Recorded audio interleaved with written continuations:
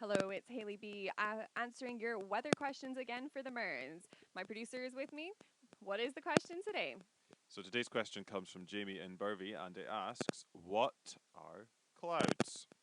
Well, in a sentence, they are water vapor. A couple of things to remember before I go into further explanation. It's important that water can be a solid, liquid, or a gas form depending on its temperature.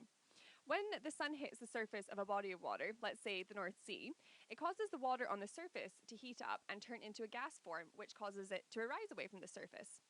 This is exactly the same process as boiling a pot of water, where the amount of water you boil goes down as the water heats up and evaporates.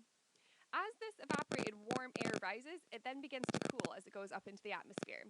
It then begins to condense, turning back into a liquid form, either in a form of a water droplet or, if it's cold enough, in an ice crystal.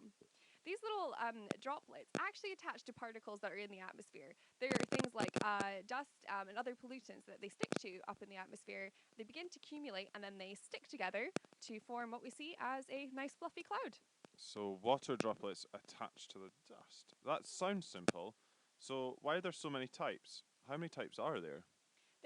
Oh my goodness, there's so many types. I mean, if we looked at a simplified explanation of it, there are 10 main types of cloud that are most common. However, within these categories, we can have a lot of different subcategories.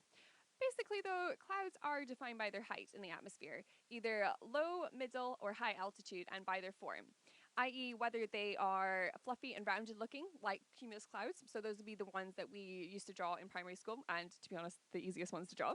Or they can be thin and wispy and really, really high in the atmosphere, like a cirrus cloud in the sky.